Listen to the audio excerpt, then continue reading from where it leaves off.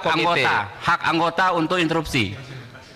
Ya udah, silakan. Ya, pimpinan, saya ingin mempertanyakan sesuai dengan kesepakatan rapat kemarin dengan PPATK, yang kita undang adalah Ketua Komite Koordinasi Nasional Pemberantasan dan Pencegahan TPPU, Pak Mahfud MD sudah hadir, Sekretaris Komitenya Pak Ivan sudah hadir, dan anggota yang bernama Ibu Sri Mulyani.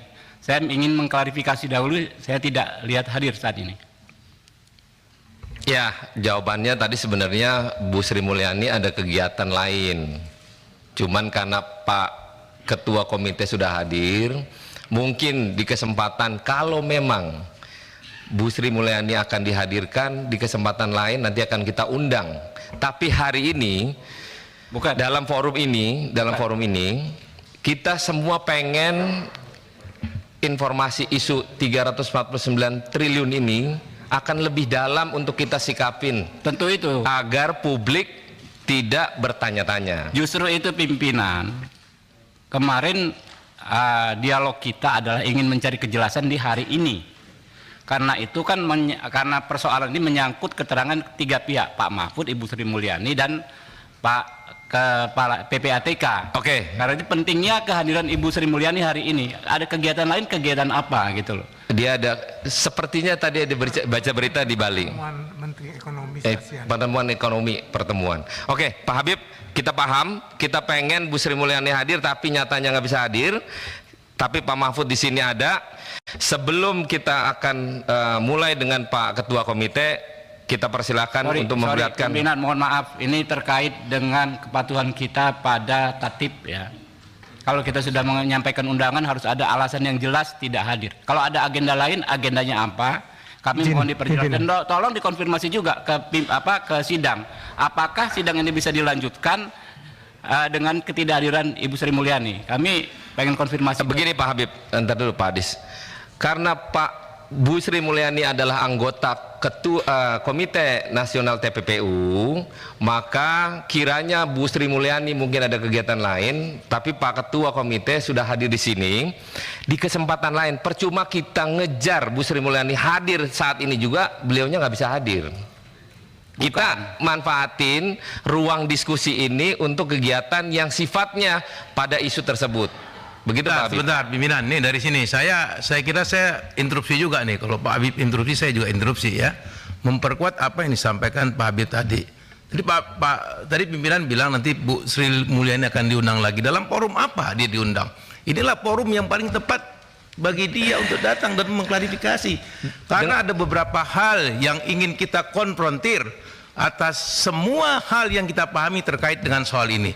Jadi kalau dia nggak datang, terus penjelasannya apa? Karena ada kegiatan lain. Saya kira itu Pak Mulfari, itu harus dijelaskan. Kita akan ngundang dengan forum yang sama, dengan mengundang Ketua Komite Nasional TPPU bersamaan nanti.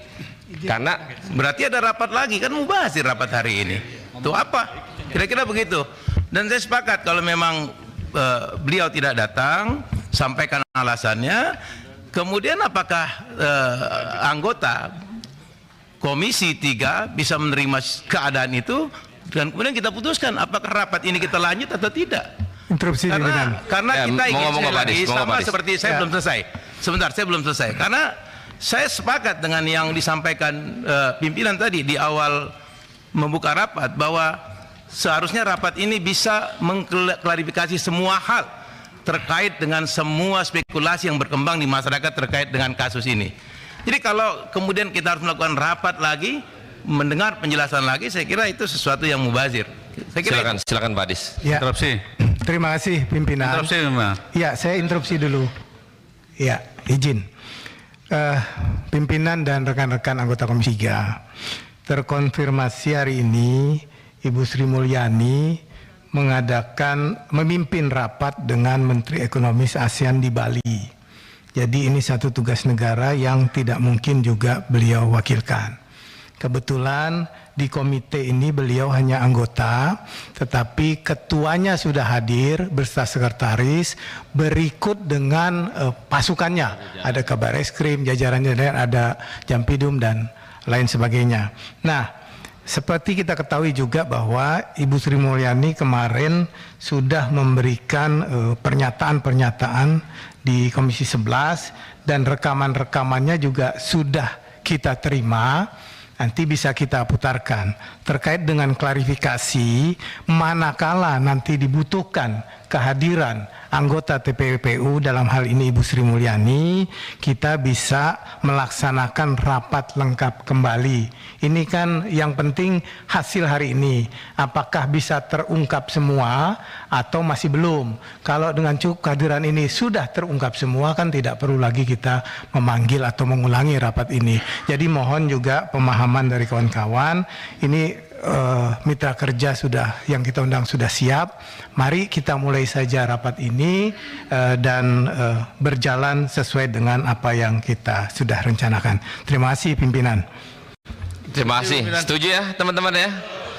Supaya diskusinya lebih mantap pada permulaan. Kalau enggak nanti debat cuman karena Bu Sri Mulyani nggak datang, sayang. Sudah cukup ya? Oke. Pimpinan interupsi pimpinan. Udah, ntar ya Pak Santoso. Oke, sebelum Pak Ketua menyajikan klarifikasi, kita tayangin dulu video bermula dari awal agar teman-teman dan semua masyarakat bisa mendengar secara langsung. Silakan.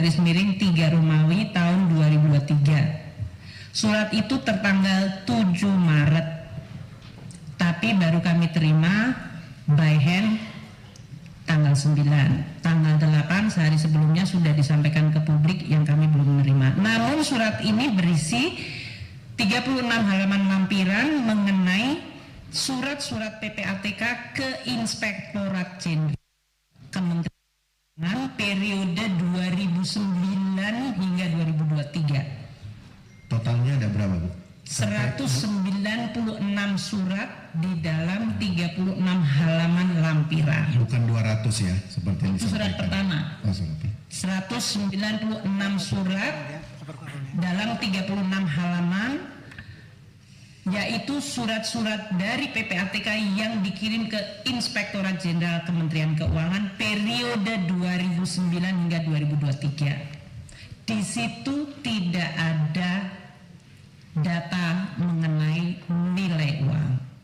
Jadi hanya surat ini kami pernah ngirim tanggal sekian, nomor sekian, dengan nama orang-orang yang tercantum di dalam surat tersebut atau yang disebutkan diselidiki oleh PPATK atau yang dicantumkan dalam PPATK.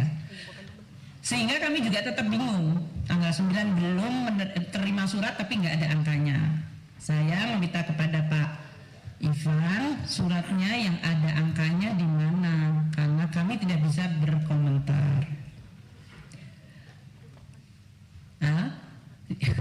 Hari Sabtu Pak Mahfud datang ke kantor kami untuk menjelaskan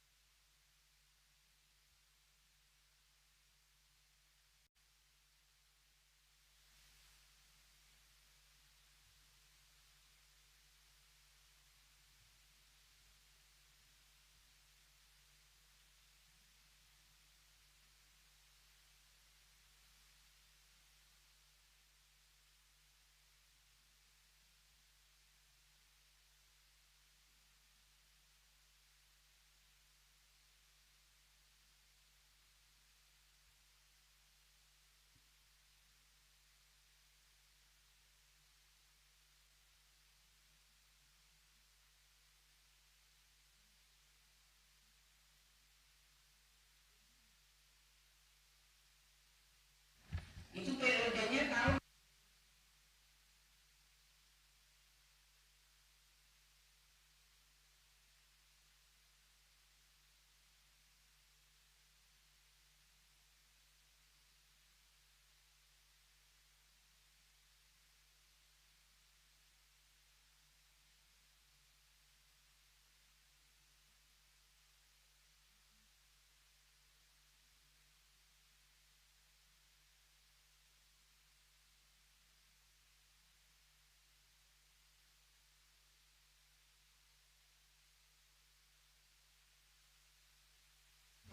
Oke, dipersilahkan Pak Ketua. Terima kasih. Assalamualaikum warahmatullahi wabarakatuh. Saya ingin menyampaikan terima kasih yang sebesar-besarnya kepada Komisi 3 yang setelah menunda selamat menunaikan ibadah puasa kepada yang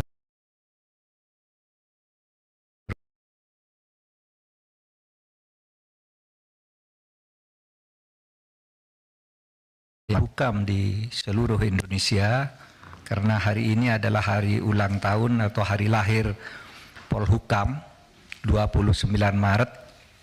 Dulu lahirnya tahun 98 ketika Presiden mengangkat Profesor Jenderal Panggabean sebagai Polhukam, Menko Polhukam yang pertama. Saudara, selain itu saya ingin menyampaikan bahwa kedudukan DPR dan pemerintah ini sejajar. Oleh sebab itu kita harus bersama bersikap sejajar, saling menerangkan, saling berargumen, tidak boleh ada yang satu menuding yang lain seperti polisi memeriksa copet. Pemerintah bisa melakukan itu. Oleh sebab itu, mari kita setara aja, saling buka. Itu tadi yang substansi, ya kita tunjukkan nanti datanya. Ya. Tapi saya ingin bagi dua keterangan saya ini. Ya. Pertama, saya ingin menegakkan soal legal standing. Bolehkah Menko Polhukam mengumumkan data pencucian uang ke publik yang kemarin dipersoalkan? Saya jawab nanti. Lalu yang kedua nanti substansi tadi yang menyangkut yang sudah tadi dijelaskan oleh Ibu Sri Mulyani, sahabat saya yang sangat baik. Saya kira salah seorang menteri yang terbaik di kabinet, sehingga harus saya bantu dengan sebaik-baiknya. Saudara sekalian, saya mengumumkan kasus itu, saudara, adalah sifatnya agregat. Jadi perputaran uang tidak menyebut nama orang, tidak menyebut nama akun. Itu tidak boleh. Agregat, bahwa perputaran uang dari sekian ratus orang itu 249 T. Agregat. Ya. Saudara, yang disebut namanya hanya yang sudah menjadi kasus hukum. Seperti Rafael, Angin Prayitno, dan mungkin ada nama yang memang sudah menjadi kasus hukum, tetapi kasus hukum pidananya, kasus pencucian uangnya, saya Anda mau diinterupsi lah, interupsi itu urusan Anda. Masa orang ngomong diinterupsi, nantilah Pak. Saya kan tadi sudah bilang, pakai interupsi tidak selesai-selesai kita ini. Lalu nanti saya yang interupsi dituding-tuding lagi. Saya tidak mau. Artinya kalau begitu, misalnya saya membantah lalu di sini ada berteriak, keluar, saya keluar. Saya punya forum.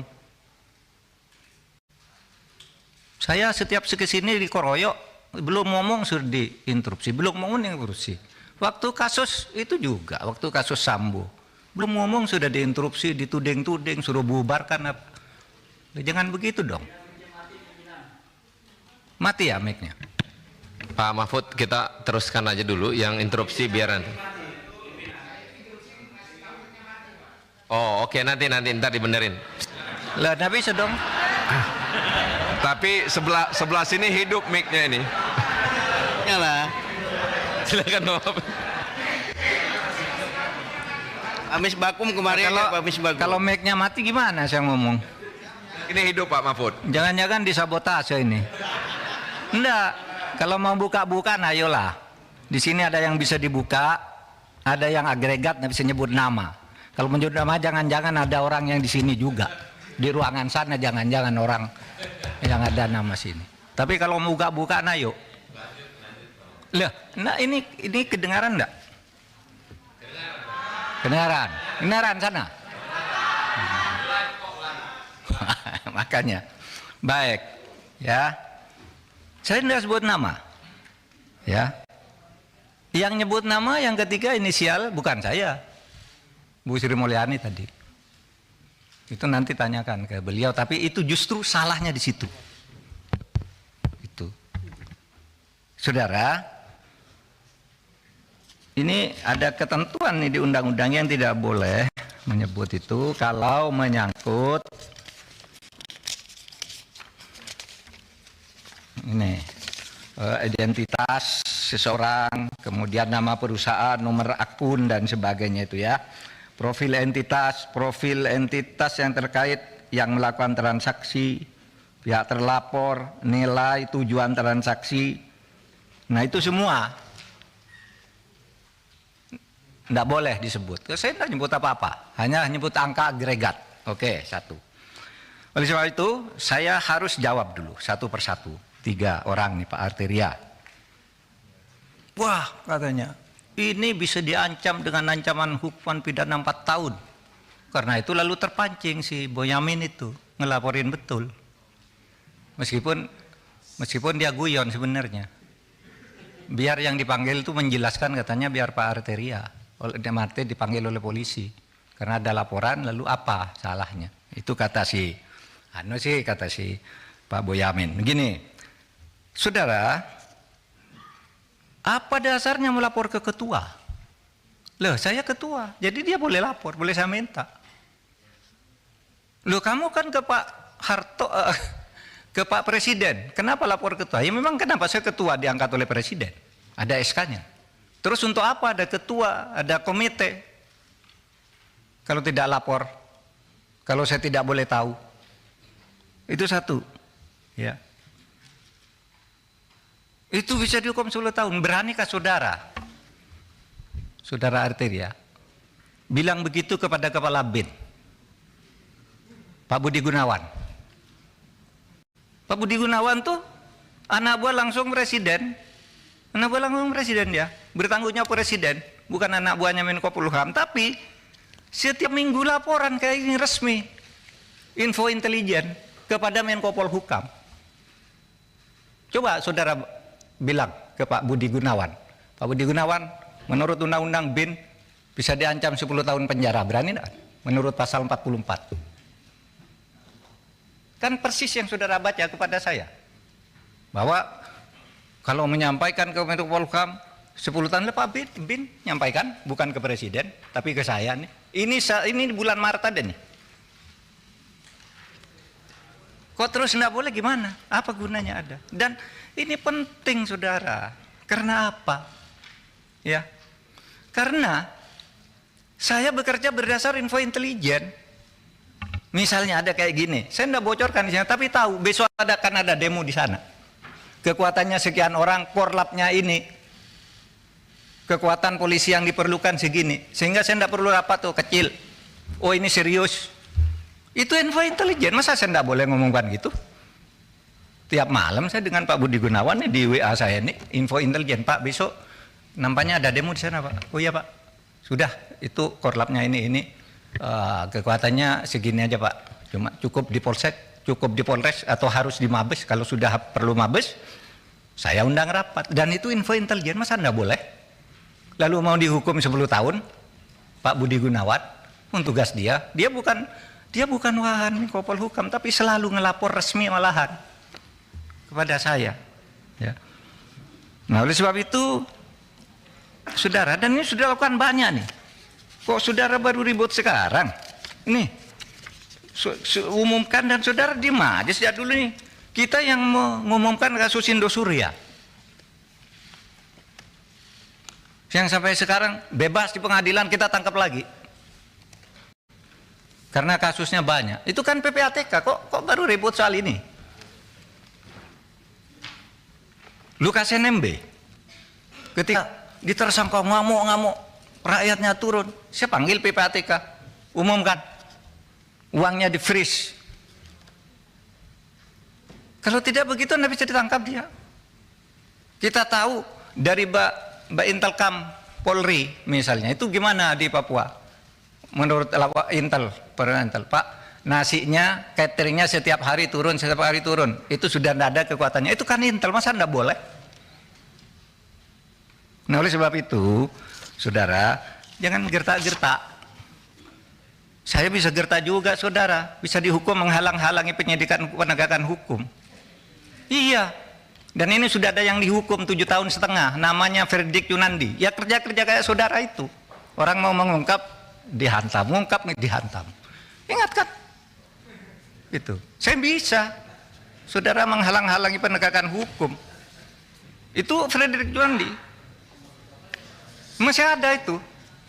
Saya sama saudara kan kerjanya dengan Februari, melindungi Setia Novanto kan, nggak boleh dia ini, lalu laporkan orang, semua orang dilaporin sama dia. Ya kita bilang ke KPK itu menghalang-halangi penyidikan, menghalang-halangi penegakan hukum, tangkap. Jadi jangan main ancam-ancam begitu. Kita nih sama, saudara. Oleh sebab itu, saudara, saya ingin menegaskan itu kepada Pak Arsul. Harap jangan dipotong. Pak Arsul bicara kewenangan. Menurut Perpres kewenangan Polhukam itu A, B, C, D. Tidak berwenang mengumumkan. Loh, saya tanya, apa dilarang mengumumkan? Kalau tidak berwenang apa dilarang? Kalau di dalam hukum itu sesuatu yang tidak dilarang itu boleh dilakukan. Anda dari pesantren nih, saya bacakan dalilnya. Wal aslu fil uqudi wal muamalah as-sah hatta yaqumu dalilun alal batalani wa tahrim. Pimpinan, izin pimpinan. Boleh bicara? Nanti dulu. Menurut saya biarkan gini, menjelaskan dulu dong. Nanti gini. Bicara. Saya mohon izin ke pimpinan. Boleh nggak saya bicara? Nanti dulu. Oke. Nanti dulu. Silakan. Jadi setiap urusan itu kalau tidak ada larangan, boleh, kecuali sampai timbul hukum yang melarang. Itu pesantren kan? Dalil di pesantren waktu kecil udah menghafal kayak gini. Nanti kalau di dalam hukum umum, saya katakan juga sekarang ke Pak Beni, tanyanya kok seperti polisi. Menko boleh ngomongkan apa enggak? Begini Pak, kalau substansi boleh apa tidak? Begini kalau substansi boleh apa tidak? Jawab iya atau tidak. Kan enggak boleh tanya begitu. Itu harus ada konteksnya dong. Sesudah bilang boleh katanya. Ini yang saya lihat. Kalau boleh sebutkan pasalnya, boleh kok harus ada pasalnya. Kalau boleh itu enggak perlu pasal. Misalnya saya tanya ke Pak Beni boleh enggak saya ke kamar mandi sekarang? Boleh, mana pasalnya? Enggak ada, karena boleh. Kalau dilarang baru ada pasalnya.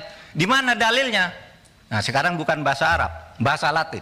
Nolum delictum nola punasine previa lege punale. Ini dalam hukum pidana. Tidak ada satu kesalahan, tidak ada sesuatu yang dilarang itu sampai ada undang-undang yang melarang lebih dulu. Ini tidak dilarang kok. Lalu ditanya kayak copet aja. Memang siapa? Pak Mahfud. Ya. Jadi ini Pak Mahfud menjawab apa yang diungkapkan oleh Pak Arsul, Pak Arteria. Nanti habis ini Pak Beni berarti kalau gitu ya? Iya tadi sudah. Oh, udah. Iya Pak Beni yang bertanya sewenang-wenang. Teman-teman, sebentar Pak Mahfud. Supaya dalam rapat ini apa yang mungkin seminggu terakhir penyampaian di publik dan rapat yang kemarin sudah disampaikan oleh Komisi 3, ini Pak Mahfud menyampaikan juga klarifikasi tentang terkait apa yang sudah teman-teman ungkap. Jadi berikan ruang Pak Mahfud untuk mengklarifikasi. Nanti setelah Pak Mahfud menyelesaikan, teman-teman silakan untuk menyampaikan hal terkait apa yang disampaikan Pak Mahfud. Silakan Pak Mahfud. Ya. Saya kira sudah begitu aja, ya.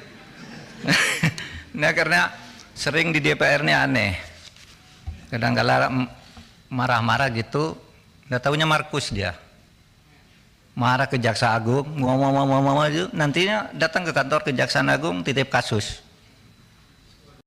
Pimpinan mohon dicatat ya. Saya interupsi pimpinan. Interupsi pimpinan. Saya kira ini tidak relevan. Silakan. Interupsi pimpinan. Ya. Silakan Pak Habib. Apa? Saya kebetulan pimpinan Mahkamah Kehormatan Dewan, pimpinan. Ini konten Saya minta parlemen Pak ini. Mahfud, apa memang benar ada data yang soal Markus anggota DPR? Disampaikan saja sekarang. Nanti Saya sampaikan sekarang. lanjuti. Ya. Disampaikan saja. Ingat peristiwa di Kampung Maling, Ustadz di Kampung Maling. Saya kira saya sama Pak Beni masih ada di sini. Ya.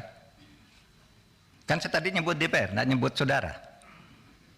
Pada waktu itu Jaksa Agung Abdurrahman Saleh dicecar habis-habis, ditanya seperti ini, dibilang Bapak ini seperti Ustadz di Kampung Maling, Bapak baik tapi di lingkungan Bapak jelek.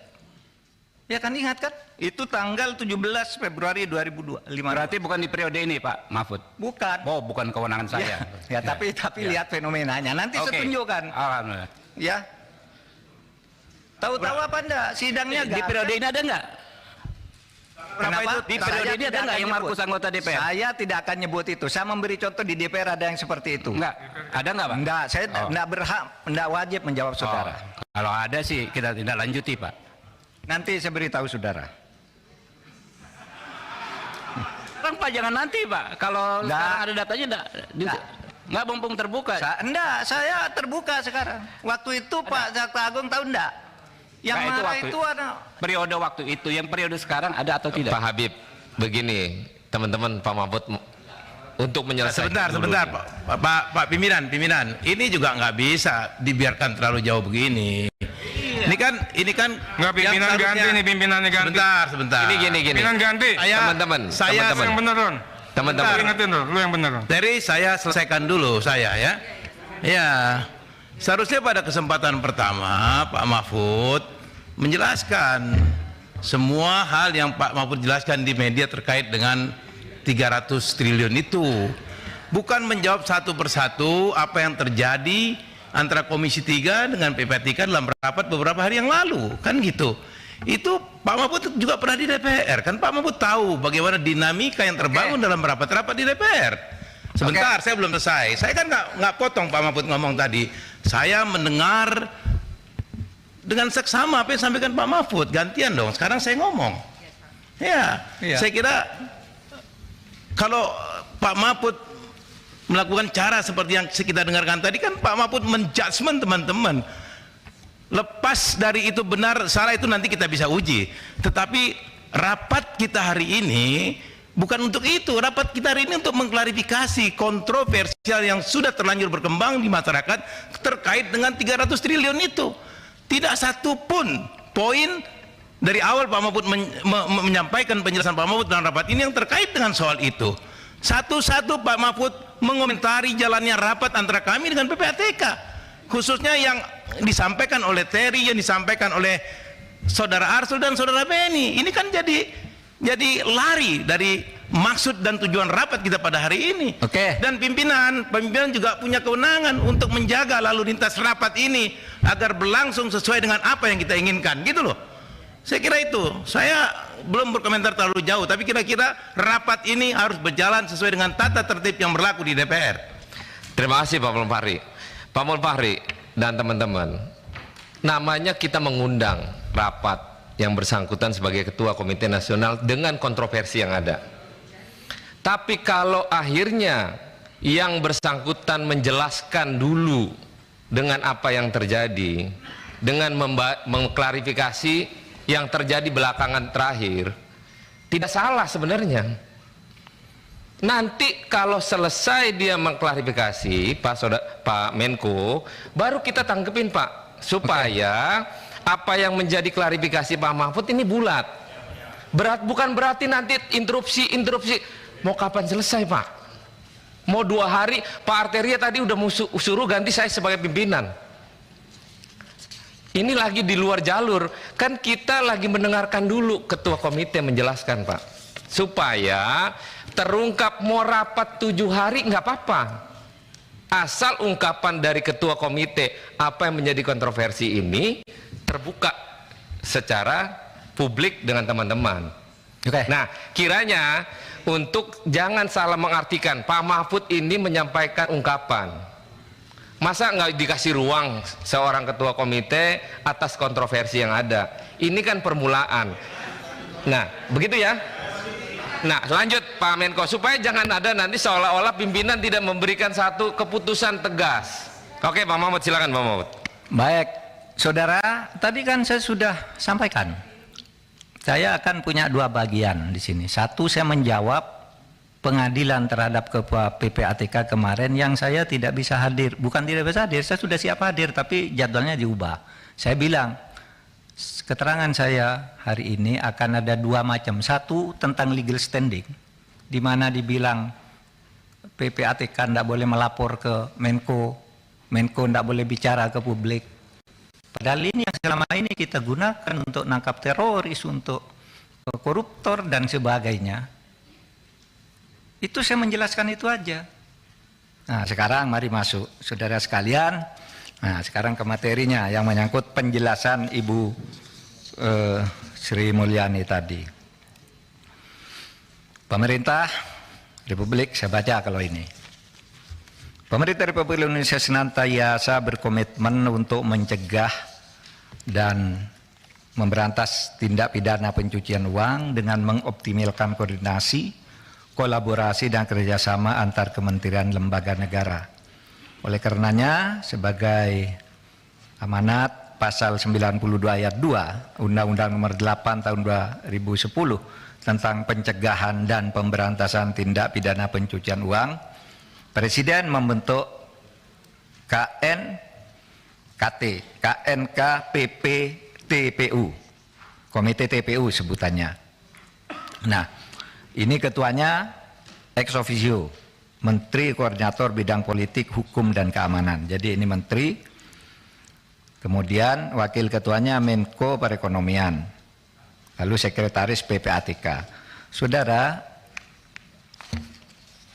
undangannya kepada saya itu kepada Ketua KNKPP TPU